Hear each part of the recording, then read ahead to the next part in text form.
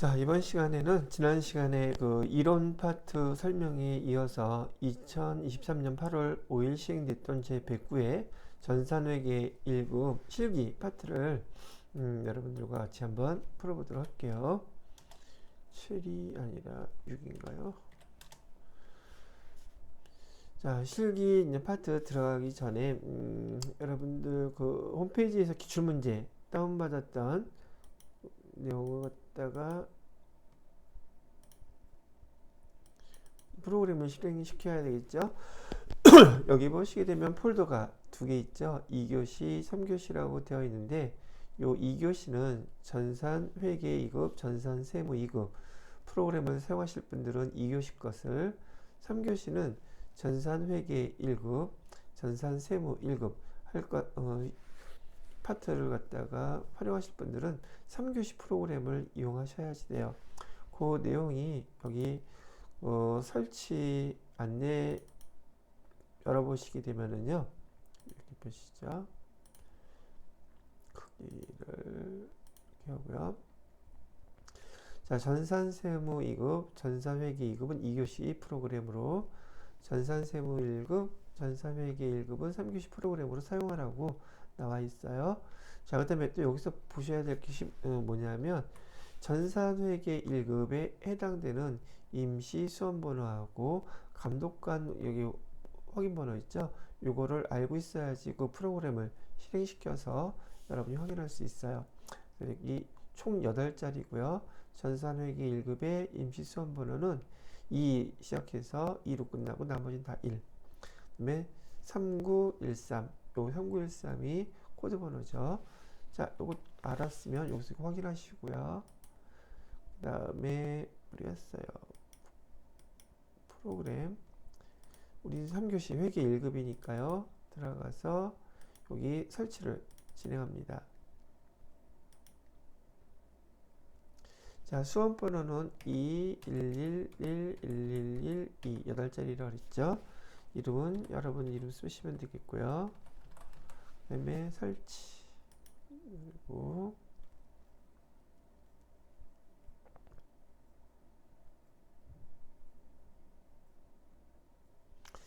자, 그러면 여기 응시 종목 전산회계 1급 수험번호 임시 수험번호였죠. 이름 우리가 풀 거는 지금 A형 갖고 풀고 있으니까 A형 클릭해 주시면 되겠고요. 자, 그 다음에 여기 보시고 감독관 확인 번호는 3913이라고 되어 있죠.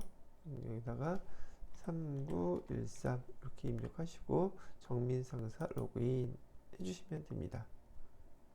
자, 그럼 들어가 있죠. 여러분의 수험 정보 위에서 다시 한번 확인할 수 있고요. 자, 앞에서 이론 문제 풀었던 것들은 이론 문제 여기 답안 작성이라고 되어 있잖아요. 여기 눌러서 이론 푸신 문제들에 대한 것을 클릭해서 15번 문제까지 클릭하시면 돼요. 여기 또 응시 정보 또 나와 있죠. 확인하시면 되겠고요. 자, 요 밑에 새 그 답안 문항은요. 우리 실무 요 실기에서요. 맨 마지막에 조회 문제가 있어요. 조회 문제에 대한 답을 여기다 직접 여러분이 숫자로 입력하는 칸이에요. 이것도 나중에 한번 보도록 하시면 되겠죠. 그리고 닫기를 누르시면 자동 저장이 됩니다. 이렇게 보시면 되겠고요. 이론 문제 답안 작성은 언제든지 문제 푸는 도중에 다시 눌러서 수정하거나 추가로 입력할 수 있으니까 반복해서 눌러주시면 되고요. 여기 답안 저장은 중간에 뭐 한번 하시든지 끝날 때 정확하게 누르셔서 답안을 저장하고 그 파일을 USB죠? 제출하시면 되겠습니다. 자, 그럼 우리가 해야 될 것은 요거는 해야겠죠? 됐으니까 1번 문제부터 여러분들하고 같이 한번 여기 입력을 해보도록 할게요. 자, 문제 1번. 참, 문제 1번 들어가기 전에 뭐 다 아시는 내용이시겠지만은요. 여기 회사가 정민상사라고 되어 있고요. 이 회사는 전자제품 제조라고 되어 있잖아요. 여러분이 전산회계 2급에서는 도소매 업만 한다고 나와 있었기 때문에 보통 여러분들이 비용 문제를 처리할 때 800번대 판관비로 처리했단 말이죠. 즉 상기업이에요. 그런데 전산회계 1급부터는 제조업이라는 게 전제 조건이란 말이죠. 그래서 제조업을 한다 얘기를 하게 되면 여러분이 비용 문제, 비용에 대해서 공장에서 사용된 비용일 경우에는 500번대 비용을 입력해 주셔야 되고, 그 다음에 본사에서 사용한 비용일 때는 800번대 비용으로 입력을 해 주셔야 돼요. 코드 번호가 800번대는 평관비 항목이고요. 그 다음에 500번대는 제조 경비로 들어가요. 그래서 이런 차이가 있어서 뭐 연습은 다 하셨고 수업 시간에 다 말씀해 드렸지만은 500번대, 800번대 비용을 구분하셔야 된다는 것을 참고로 기억을 해 두시고 문제를 시작하면 되겠습니다. 자, 문제 1번에 1번을 보시게 되면 다음 자료를 이용하여 거래처 등록 메뉴에 등록하시오 라고 되어 있어요. 주어진 자료 그대로 여기 거래처 등록을 해주시면 돼요. 거래처 등록이라고 되어 있죠. 거래처 코드, 거래처명, 그 다음에 유형은 동시, 그 다음에 사업자 등록번호. 자, 그 다음에 쭉 나와 있는데 사업장 주소 여기 나와 있죠. 주소 입력할 때 우편번호 입력은 생략해도 무방하다고 되어 있는데 주소 그 우편번호가 나오게끔 하려면 인터넷에 링크돼서 거기서 주소를 줘야 하게 되는데 혹 뭐 인터넷이 안 될 수도 있기 때문에 여기 그냥 주소를 입력해도 된다 이렇게 얘기를 하는 거예요. 자, 그럼 이 자료 여러분들 보시면서 우리 프로그램에다가 입력을 해보도록 하겠습니다. 자, 거래처 등록 클릭해 주고요. 맨 밑에 내려가서 코드 번호는 01230이라고 되어 있고요. 거래처명은 태형 상사라고 되어 있죠. 엔터. 자, 동시. 이 동시 의미는 어떤 의미를 갖고 있냐면 우리가 거래하는 거래처가 매출 거래처를 등록해 놓으면 매출 전표만 발생되지 매입 전표는 입력이 안 돼요. 반대로 매입 전표를 거래처가 매입 거래처라고 한다 그러면 매출 매입 거래만 등록이 되지 매출 거래는 등록이 안 된단 말이죠. 근데 우리는 연습을 하는 거기 때문에 매출 매입 그 거래처에 대해서 다 그죠? 분개할 수 있도록 기록될 수 있도록 동시를 주로 아무 말 없으면 동시를 이용하는 거였었습니다. 자, 그 다음에 사업자 등록번호 입력하라고 나와 있죠. 107-3625-785. 대표자 성명은 김상수, 업태는 도소매, 종목은 사무기기 이렇게 해주시고요. 주소는 시험 문제에서는 여기 말풍선 여기 눌러가지고 인터넷으로 조회해서 우편번호 안 나와도 된다고 하는데 실제로 이렇게 우편번호가 실무에서는 우편번호가 나오게끔 주소를 등록해 주시는 게 훨씬 편하단 말이죠. 뭐가 편하냐면 정확성하고요. 요 코드가 코드로 조회를 해서 등록을 하게 되면은 여기 해당되는 거기 세무서라든지 그다음에 그 지방자치단체, 시청, 구청 이런데 관련된 그 번호들이 알아서 다 뜬단 말이죠. 이걸 한번 사용해서 입력을 해볼게요. 안 나와 있네요. 실무 업무할 때는 조회해서 입력하시면 되고 애시당초 조회하는 기능을 막아놨네요. 그러면 똑같이 서울시 동작구 여의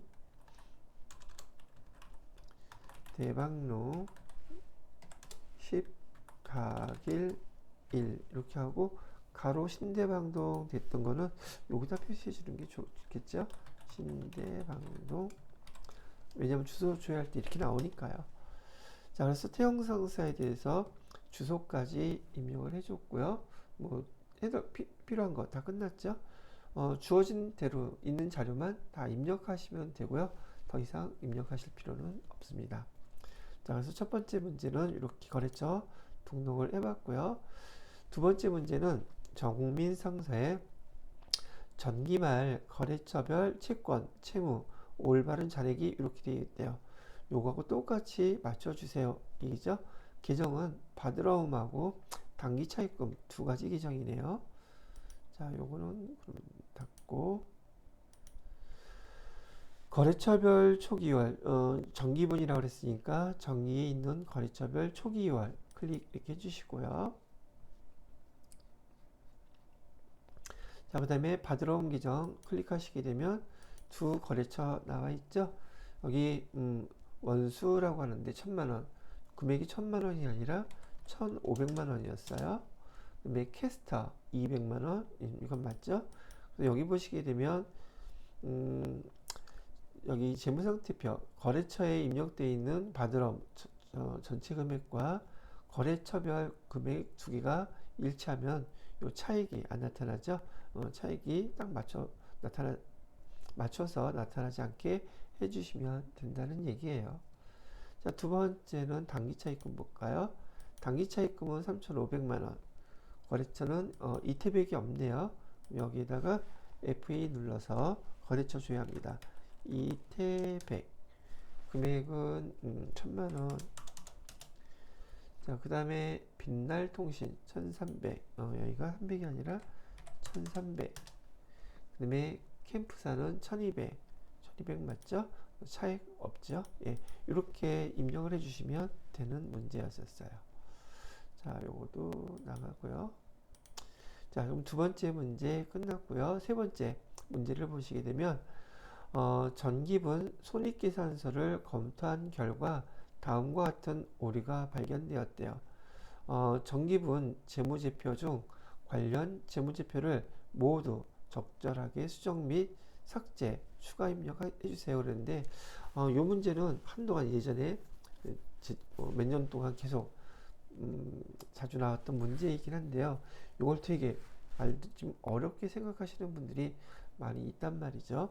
일단은 제가 하는 거 한번 보고선 설명을 천천히 해볼 테니까 보시면 되겠네요. 자, 지금 제가 손익계산서를 갖다가 검토해서 여기 잘못되어 있는 거 제조 원가 100만원을 판관비로 회계 처리 이렇게 되어 있죠. 그래서 오류가 발견되었대요. 정기분 재무제표 중 관련 재무제표 모두 적절하게 수정 또는 삭제, 추가 입력하라고 되어 있는데 일단 요거 입력하기 전에 설명부터 잠깐 해드리고 입력을 한 번씩 해보도록 할게요. 지금 재무제표가 같이 연결되어 있는 거 3번 문제 같은 경우에는 이해만 하면 아주 금방 문제를 풀 수 있는 항목인데 얘를 이해를 못하게 되면 어떻게 숫자가 반영되는지 프로그램에서 이해를 못하면 이 문제가 엄청 어렵게 느껴진단 말이죠. 여기서 재무제표 수정해야 될 게 뭐가 있느냐면요. 재무 상태표를 수정해야 돼요. 맨 마지막에. 두 번째로는 지금 여기 손익계산서가 틀렸다 그랬죠. 오류가 났다 그랬잖아요. 손익계산서에서 이 자료를 수정해 줄 거예요. 그런 다음에 여기 세 번째는 잉여금 처분 계산서를 수정해 줘야 돼요. 자, 그래서 지금 손익계산서에서 문제 같은 경우에 손익계산서에서 수정을 하게 되면 이유가 어떻게 됐든 간에 손익계산서에 당기순이익이라든지 계정이 뭔가 바뀌어져 있을 거란 말이죠. 아, 하나 더 있구나. 여기 다시 사이에다가 원가 명세서. 자, 저기 지금 여기서 얘기하는 관련 재무제표라는 게 네 가지가 나와요. 재무상태표, 원가명세서, 손익계산서, 잉여금 처분계산서. 이 네 가지가 다 변동이 되게 되면 재무상태표까지 최종 수정을 해줘야지 되는 상황이 벌어진다는 얘기죠. 자, 근데 문제만 먼저 풀어놓고 볼게요. 한번. 자, 제조원가 100만원 판관비로 회계 처리했다 그러면 보험료라는 그 판관비 100만원을 빼야 되고 반대로 100만원을 제조원가 명세서 여기에서 여기 보험료 항목에다 100만원을 추가해 줘야 되는 상황이 벌어진다는 얘기예요. 자, 그러면은 이걸 어떻게 바꾸느냐. 우선 제조원가 보험료에 100만 원을 추가하고 판관비에서 100만 원을 빼주면 되는 거예요. 그래서 문제를 한번 입력해 볼게요. 여기 그 원가 명세서를 클릭하시고요. 여기 보험료 어디였죠? 보험료가 지금 여기는 없네요. 그럼 여기다가 F2 눌러서 보험료 500번대 이렇게 해주시고요. 금액은 100만원 이렇게 입력을 해주신단 말이죠. 자, 잘 보셔야지 돼요. 이 제조원가 명세서는 이 합계 금액이 손익계산서로 가게 돼 있어요. 다시 지금 여기 원가 명세서는요, 이 맨 밑에 나와 있는 당기 제품 제조원가라고 하는 이 합계 금액이 어디로 옮겨서 프로그램에서 가게 되냐면 손익계산서로 가게 돼 있다고요. 손익계산서에서 어디 위치하는지는 보여드릴게요. 손익계산서로 이렇게 가게 돼 있는데 지금 여기 보험료 100만 원이 들어가게 됐으니 당기 제품 제조 원가는 이 금액이 변동이 되겠죠. 그죠? 보험료가 들어갔으니까 그래서 이 들어간 금액을 하니까 당기 제품 제조 원가가 9,300만 원에서 9,400만 원으로 이렇게 변했어요. 그럼 이 변한 금액이 손익계산서에 당기 제품 제조 원가 이쪽으로 들어가서 제대로 있는지 그 금액을 일치시켜 주셔야 된다는 말이죠. 얘는 이 결과가 어디로 간다? 손익계산서. 손익계산서의 어디 항목에서 얘가 나타나느냐면 매출 원가를 누르시게 되면 매출 원가에 당기 제품 제조 원가라고 요 항목이 계정이 있어요. 근데 금액이 여기서 보험료를 입력함으로 해서 9,400만 원으로 바뀌었는데 이하고 손익계산서 매출원가에 있는 당기제품 제조원가하고 금액이 일치해야 되는데 여기에 일치가 되어 있지 않을 거란 말이죠. 왜냐하면 얘는 자동으로 안 바뀌거든요. 그래서 매출원가를 갖다 손익계산서에서 클릭해서 9,400만 원으로 얘는 수정을 해 주셔야 돼요. 자, 그래서 여기서 완전 손익계산서를 눌러볼게요. 손익계산서에서 제품 매출원가를 클릭하시게 되면 여기 당기 제품 제조원가라고 되어 있죠. 이 금액하고 일치해야 된단 말이죠. 그럼 9,300이 아니라 얼마였었어요? 9,400이었었죠. 이렇게 당기 제품 제조원가 얘를 갖다가 수정해 주게 되면 여기 매출원가 금액이 바뀌겠죠. 매출원가 금액이 바뀌게 되면 결과론적으로 여기 당기순이익도 바뀌어요. 여기 비용이 당기 제품 제조원가가 100만원 추가됨으로 인해서 매출원가도 바뀌고 매출원가가 바뀌게 되면 당기순이익이 바뀐단 말이죠. 그래서 확인 눌러볼게요. 그럼 여기 355로 이렇게 바뀌었죠. 그죠? 자, 이렇게 바뀐 것을 이렇게 바꿀 줄 아는지 물어본 거고요. 여기 문제에서는 이렇게 원가에 제조원가에 보험료 100만원이 추가됐고 여기 보험료 여기서 100만원을 빼줘야 되겠죠.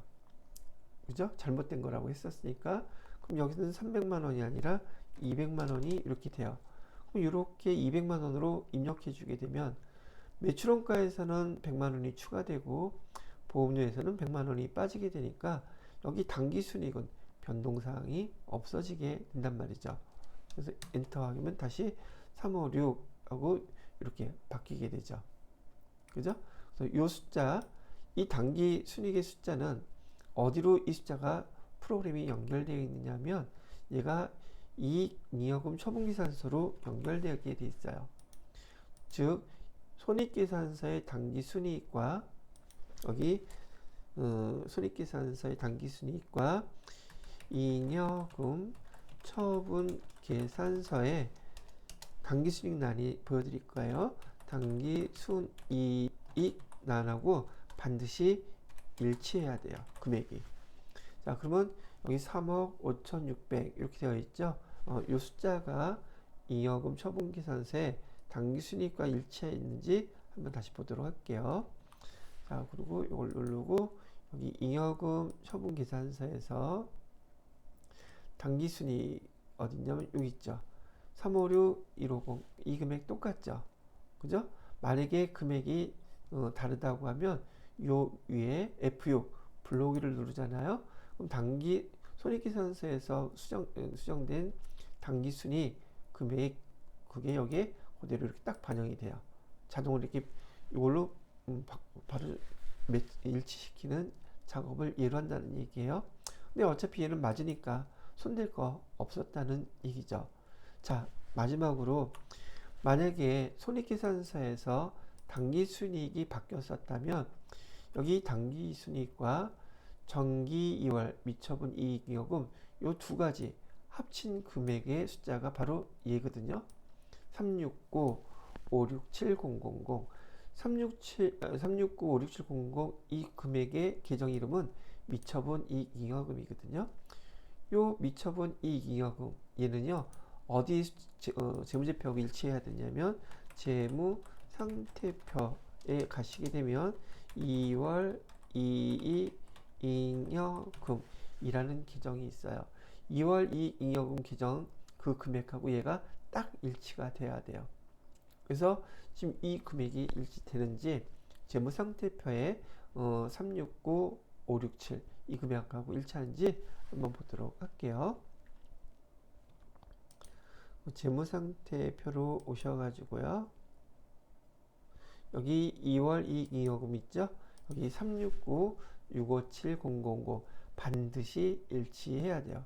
여기까지 수정을 해주게 되면 여러분이 이 문제 전체 돌아가는 흐름을 알게 되신단 말이죠. 자, 이게 제가 다른 기출문제들 풀어낼 때 요 문제들 설명을 좀 자세히 해놨기 때문에 좀 더 자세한 거 궁금한 거 연습하실 분들은 문제 보시면 될 것 같고요. 정리 한번 다시 해드리면 이 문제 유형은요 재무상태표, 그다음에 원가 명세서, 그다음에 손익계산서, 그다음에 잉여금 처분 계산서 이 네 가지 반영하는 문제였었어요. 문제 형태가요. 지금 이번 문제 같은 경우에 이렇게 연결된 것 중에서 어떤 계정하고 재무제표 중에서 어떤 계정하고 프로그램에서 반드시 일치를 시켜야 되는지를 갖다가 알고 있으시면 돼요. 원가명세서에서의 맨 마지막 계정들이 변해서 반영되는 맨 마지막 금액은 단기 제품 제조 원가라는 항목이 변하게 돼요. 문제 여러분이 확인할 때도 원가명세서에서 뭔가 변했다면 이 금액하고 맞는지 안 맞는지 확인할 때 손익계산서에서 매출 원가를 클릭하시게 되면 그 밑에 똑같이 단기 제품 제조 원가라고 하는 요 금액하고 일치가 돼야 한다는 얘기예요. 원가명세서의 결과 금액과 손익계산서에서 매출원가에 있는 단기 제품 제조 원가 요 금액이 일치를 시켜 주셔야 된다는 얘기고요. 자, 요게 변동이 만약에 생기면 손익계산서에서 당기순이익이 변동이 되게 돼요. 당기순이익이 변동이 되는데 이 당기순이익은 또 어디에도 나와 있냐면 잉여금 처분계산서에 당기순이익하고 일치가 돼야 된단 말이죠. 그래서 아까 F6 눌러서 여기 손익계산서에서 반영되었던 당기순이익을 잉여금 처분계산서 당기순이익하고 일치시켜주는 역할 키로 F6 이렇게 누르게 되면 딱 일치가 된다고 제가 말씀해 드렸어요. 만약에 당기순이익이 이렇게 변동이 됐었다면 이 잉여금 처분계산서에서 당기순이익과 정기월 미처분 이익잉여금 두 가지 금액을 합쳐가지고 미처분 이익잉여금이라는 이 금액이 바뀌게 돼요. 여기 바뀐 숫자가 반영되기 때문에 미처분 이익잉여금 이 숫자가 또 바뀌게 된단 말이죠. 근데 이 잉여금 처분 계산서에 변동된 미처분 이익잉여금 이 금액하고 재무상태표에 보시게 되면 여기 재무상태표에 자본 계정에 2월 2일 잉여금이라는 이름으로 기정이 있어요. 그래서 여러분들은 요 2월 2 잉여금하고 여기 미처분 이 잉여금하고 이 금액이 일치가 되게끔 얘를 수정해 주셔야 된단 말이죠. 똑같게 금액. 그래서 일치시켜야 되는 것이 어떤 숫자를 일치시켜야 되는지 수정해 준 다음에 최종적으로 여기를 수정해 주면 요 관계가 마무리가 된단 말이죠. 자, 다시 한번 정리해 드리면 원가명세서 손익계산서에서 단기 제품지조 원가 금액 일치시켜 주면 되고요. 손익계산서의 단기순이익과 잉여금 처분계산서의 단기순이익 일치시켜 주면 되고요. 세 번째, 잉여금 처분계산서의 미처분 이 잉여금과 그다음에 재무상태표에 2월 2 잉여금 얘를 일치시켜 주시면 모든 변경된 내용을 재무제표에 반영하는 결과가 된다는 얘기죠. 이렇게 매치시켜 주는 거예요. 근데 이번 문제에서는 원가명세서 변동이 있었던 거 하고요. 손익계산서에서 얘를 갖다 일치시켜 주고 나니까 그리고 손익계산서에서 보험료 빼주니까 당기순이익은 변동이 없었단 말이에요. 그렇기 때문에 잉여금 처분계산서 재무상태표는 손댈 필요가 없었던 문제였단 말이죠. 됐죠? 이렇게 정리를 하고 넘어가도록 하겠습니다. 자, 됐고요. 그 다음에 문제 2번을 보도록 하겠습니다. 문제 2번은 일반 전표 입력 문제네요. 자, 일반 전표 입력 메뉴를 이용하여 다음의 거래 자료를 입력하시오 라고 되어 있어요. 일반 전표 입력할 때는요, 부가가치세 고려하지 말래요. 자, 1번부터 한번 보도록 하죠. 날짜는 8월 20일이고요. 인근 주민센터에 판매용 제품 원가 200만원, 시가는 350만원 기부했다. 기부할 때는요, 기부처에다가 기부할 때 파는 게 아니란 말이죠. 파는 게 아니라 그냥 우리 것을 기부하는 거기 때문에 기부할 때는 원가로 기부한답니다. 그래서 얘를 갖다가 우리가 8월 20일 일반 전표에다가 입력하게 된다 그러면 차변에 지금 주민센터에 기부했다고 했으니까 기부금이라는 거 아실 수 있죠. 다만 여기서 여러분한테 물어보고 싶었던 것은 계정 기부할 때 우리 제품을 기부하는 경우 원가로 기부합니까? 시가로 기부합니까? 그거 아는지 물어본 문제예요. 그럼 여기선 원가로 기부한다는 거 배웠으니까 차변에 기부금 해주시면 되겠고요. 대변에 중요한 건 제품이라고 그랬죠. 우리 제품을 준 거잖아요. 이 제품은 판매 목적으로 갖고 있는 것이기 때문에 얘는 제품, 재고자산이에요. 재고자산의 계정이 뭐뭐 있어요? 상품, 제품, 제공품, 원재료 이런 것들 있죠. 바로 이 재고자산을 기부한 거기 때문에 대변에다가는 뭐라고 써야 되냐면 여기 제품이라고 쓰셔야지 돼요. 금액은 200만원. 자, 그 다음에 중요한 게 여기 있어요.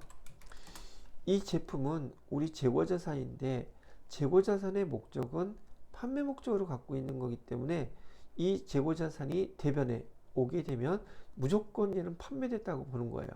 근데 지금 얘는 상황이 판매된 게 아니라 이 금액만큼 기부금이라는 다른 계정으로 바뀌었죠. 판매된 게 아니란 말이에요. 그래서 적요란에다가 아무것도 표시를 안 해주게 되면 이 제품은 판매된 것으로 기록이 되기 때문에 적요란에다가 여기 코드 번호는 8번 타 계정으로 대체된 것이지 판매된 게 아니에요 라고 이렇게 표시를 해 주셔야지 돼요. 그러면 얘 원가 계산할 때 얘가 판매된 매출원가가 아니라 이 다른 비용 계정으로 빠져나간단 말이죠.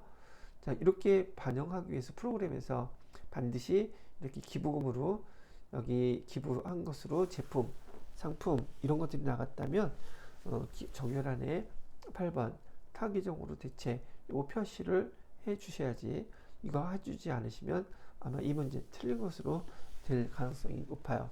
제가 채점자는 아니기 때문에 이게 맞았다 틀렸다 말할 수는 없지만, 지금 이걸 반영해야지만이 회계 프로그램에서 제대로 그 금액을 손익계산서 재무상태표 재고금액 계산이 되기 때문에 이거 반드시 입력해 주셔야 되는 겁니다. 여기 대변에 제품뿐만이 아니라 상품이 와도, 그다음에 제공품이 와도, 원재료가 와도 판매 목적으로 팔린 것이 아니면 다 이렇게 표시해 주셔야 된다는 거 참고해 주시면 돼요. 자, 그럼 프로그램에다 이렇게 입력을 해 볼게요. 여기는 X 하고요. 일반 전표 입력 클릭 후, 날짜는 8월 20일이라고 했죠. 8월 20일. 차변에다가는 기부금 해주시면 되겠고요. 금액은 200. 대변에다가는 제품이라고 했죠. 자, 거래처 정유에다가 보시게 되면 여기 8번 타기종으로 대책 손익계산서 반영 이렇게 해주셔야 된다 그랬어요. 실무에서도 이거 안 해주면 재무제표 틀려집니다. 그래서 여기 8번 타기종으로 대책 이렇게까지 해주셔야지 맞는 요구하는 답을 우리가 입력한 거예요. 되셨는지요? 자, 이번에는 9월 2일 거래네요. 대주주인 전만화시로부터 차입한 당기 차입금 2천만원 중에서 1,500만원은 보통예금 계좌에서 이체해서 상환하고 나머지 금액은 면제받기로 했다는 말이 나오네요. 우리가 빚을 갚는데 일부 갚고 일부 면제받는 계정을 뭘로 어떤 계정으로 쓰는지 물어본 문제죠. 자, 그래서 상황은 9월 2일 날짜로 당기 차입금을 지금 우리가 갚는 거예요. 당기 차입금은 부채 계정이니 여기 차변에다가 당기 차입금 부채 감소로 표시해야 되겠죠. 당기 차입금 거래처 써주셔야 돼요. 전만화 이렇게 해주시면 되겠고, 금액은 총 2천만원을 상환하는 거예요. 자, 2천만원을 상환하기 위해서 우리가 준 것은 보통 예금으로 1,500만원 이렇게 줬고요. 나머지 500만원은 면제받았대요. 그래서 얘를 뭐라고 부르냐면 당기차입금은 부채잖아요. 즉 우리한테는 채무예요. 채무를 면제받았다 그래서 채무를 면제받아서 우리 회사에는 이익이에요. 그래서 채무 면제 이익이라는 계정을 사용해요. 그래서 500만원 이렇게 기록해 주시면 된다는 얘기죠. 되셨죠? 자, 그럼 이렇게 한번 기록을 해 보도록 할게요. 날짜는 9월 2일 거래고요. 날짜는 9월 2일 거래 해주시고요. 차변에 당기 차입금 해주시고요. 거래처는 전만화 해주시고요. 금액은 2천만원. 자, 대변에다가는 보통예금 통장에서 1,500만원 이체해줬다고 그랬고요.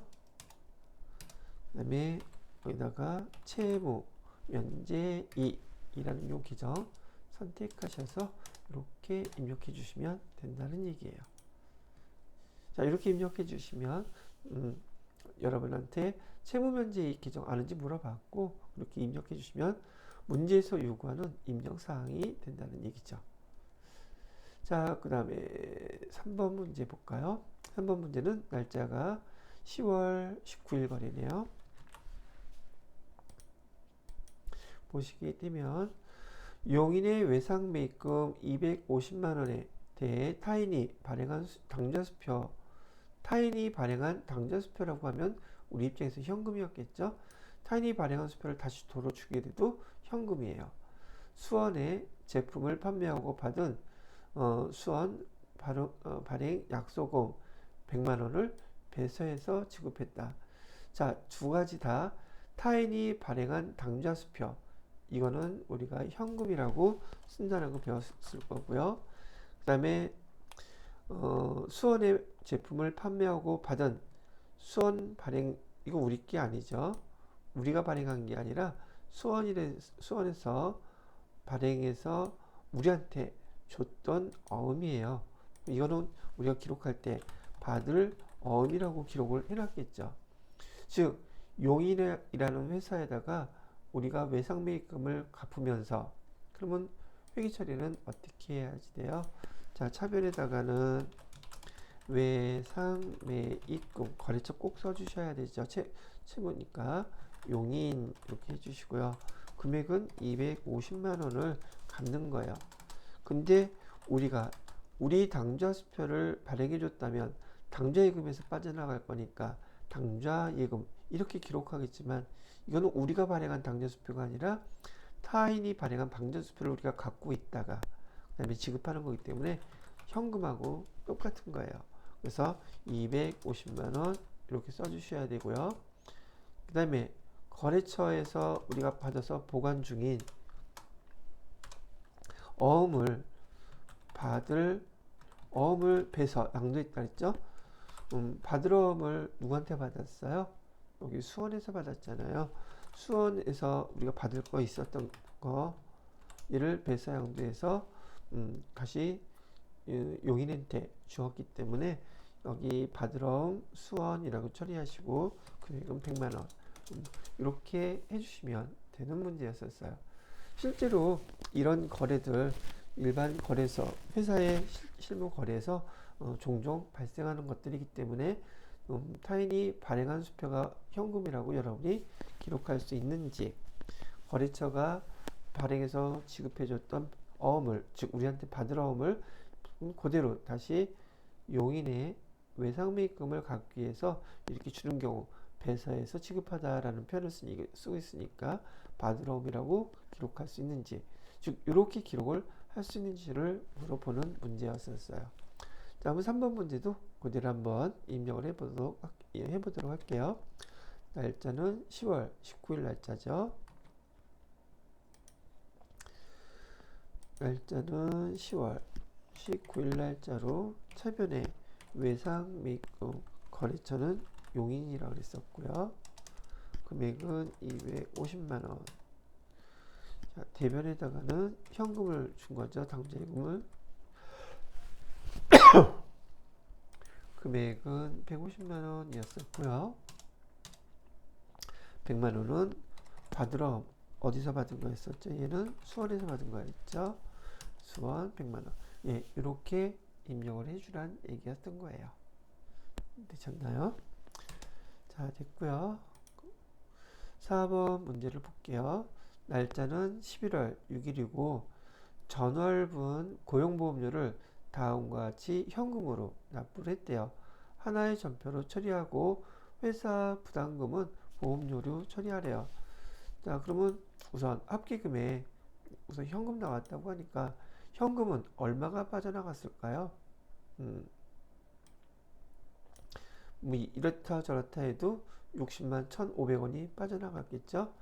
자, 노동부에서 고용보험에 대해서 직원들한테 월급을 줄 때 월급으로 다 주지 않고 요만큼은 고용보험료로 미리 띄워놓은 금액, 직원들을 대신해서 납부하려고 월급 나갈 때 띄워놓은 금액은 우리가 예수금이라는 계정으로 사용을 했었죠.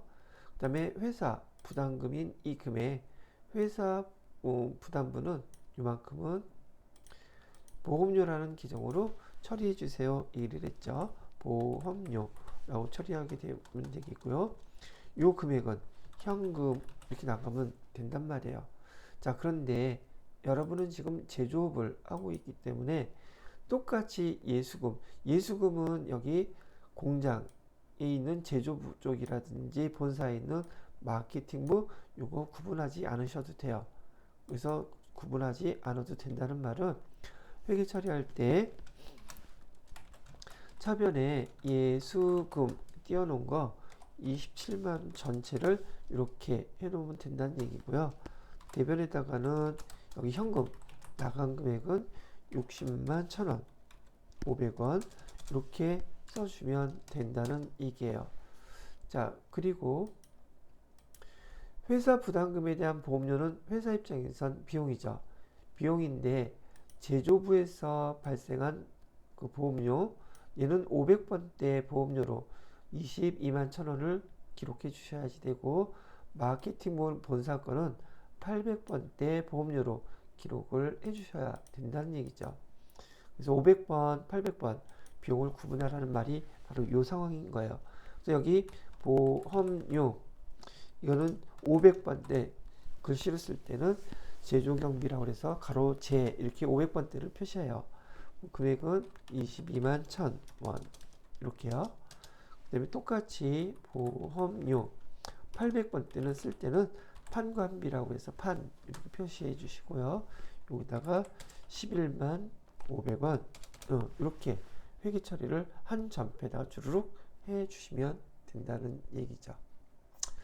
자, 이해가 되셨나요? 오케이. 그러면 요거 내용을 갖다가 11월 6일자 일반 전표 입력에다가 입력을 해볼게요. 날짜는 11월 6일. 차변의 예수금 27만원. 그 다음에 보험료 500번대죠. 500번대 보험료 22만 1,000원. 그다음에 지금 저는 이렇게 비용들에 대한 계정 코드들, 비용뿐만이 아니라 자주 쓰는 그 계정들 코드 번호를 암기해서 그냥 쓰는 거거든요. 여러분들은 시험 목적상 또는 실무 업무를 보실 때에도 자주 쓰는 계정들은 코드 번호를 암기해서 쓰면 시간적으로 업무 효율성이 많이 높아지니까 이왕 공부하실 때 연습하시면서 많이 쓰는 계정 코드 번호들은 암기해서 쓰는 습관을 들여놓으시면 좋을 것 같아요. 대면에다가는 현금 이렇게요. 지금 여기서 요구하는 입력사항은 이렇게 반영해서 입력해 주시면 되겠습니다. 자, 됐네요. 자, 그 다음에는 11월 11일 거래네요.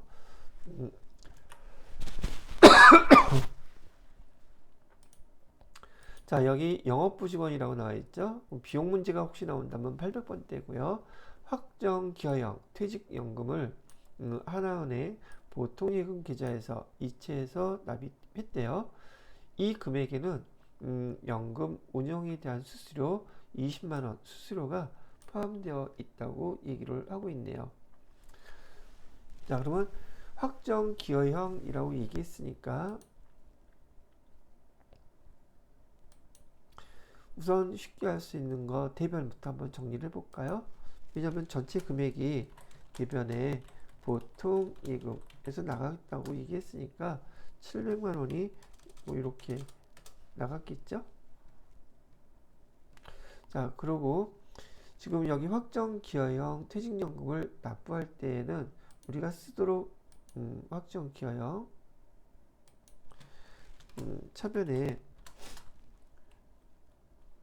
퇴직급여 그리고 영업부 직원 거라고 얘기했으니까 퇴직급여는 비용 계정이기 때문에 공장의 퇴직급여는 500번대로 선택을 하셔야 되고 본사의 그 퇴직급여는 800번대 판관비로 처리를 해 주셔야 돼요.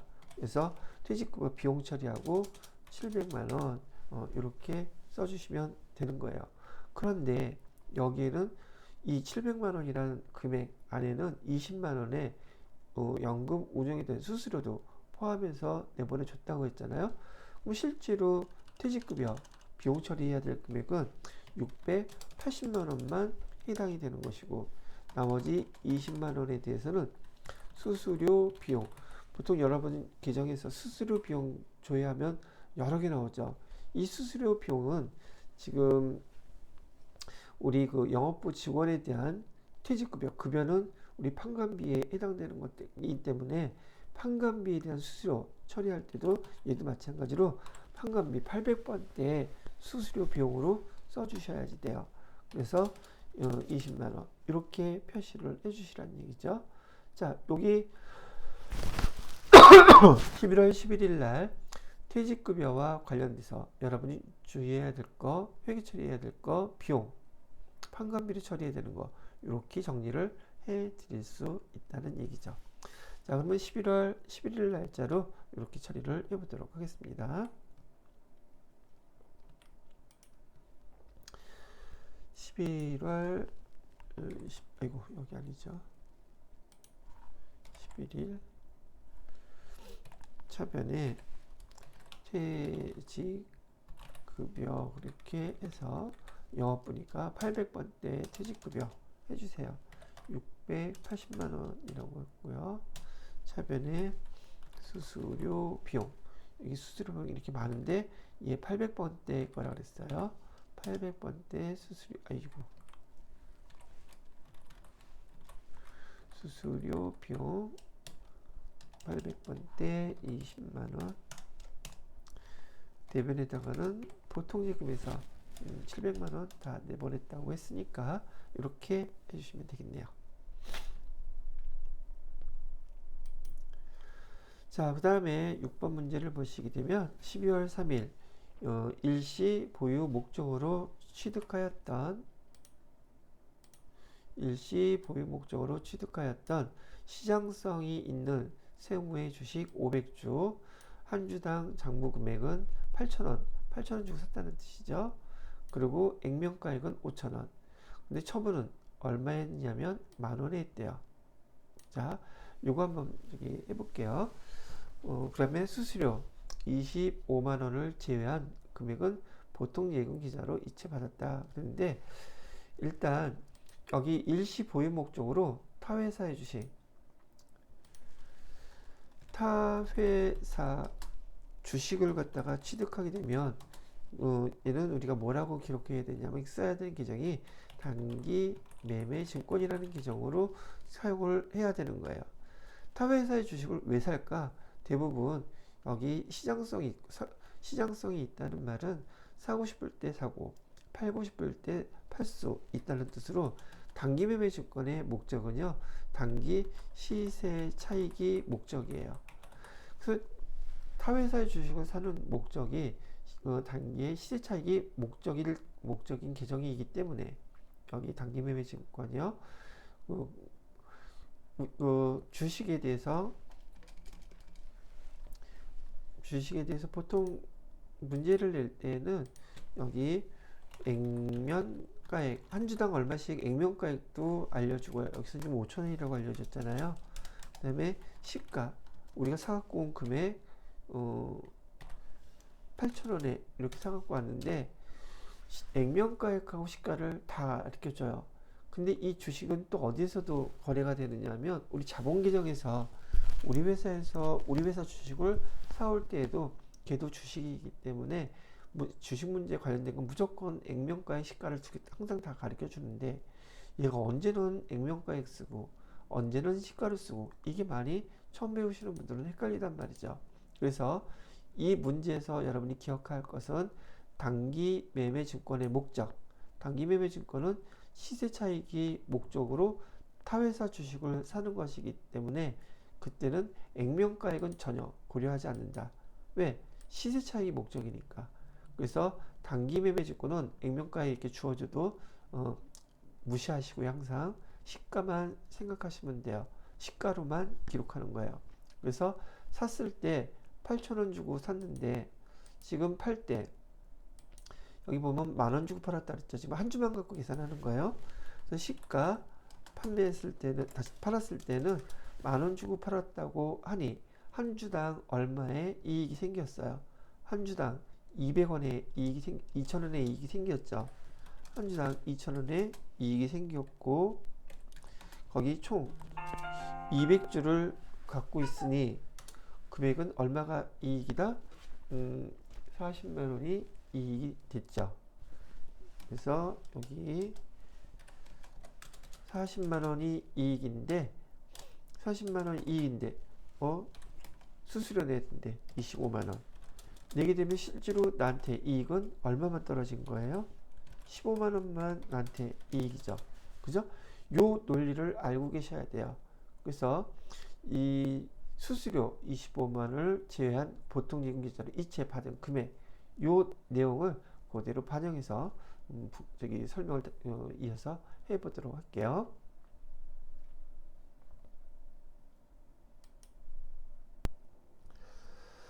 자, 이렇게 전반적인 내용을 좀 이해가 됐다면 이런 회계 처리를 하면서 추가적으로 설명할 거 있으면 설명을 드려볼게요. 우리가 갖고 있던 주식을 팔았으니까 여기 일시 보유 목적, 그 다음에 시세 차익 목적이었기 때문에 단기 매매주권을 우리가 갖고 있던 걸 팔았으니까 대변에다가는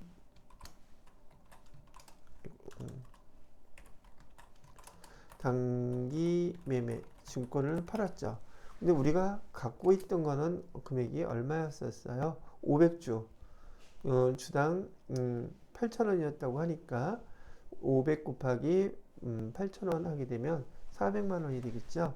그래서 400만 원어치는 팔았어요. 자, 제가 늘상 얘기하는 우리 회계의 거래는요, 기브 앤 테이크, 주는 게 있으면 받는 게 있어야 되겠죠. 받는 거부터 써볼게요. 자, 차변에다가 우리가 지금 한 주당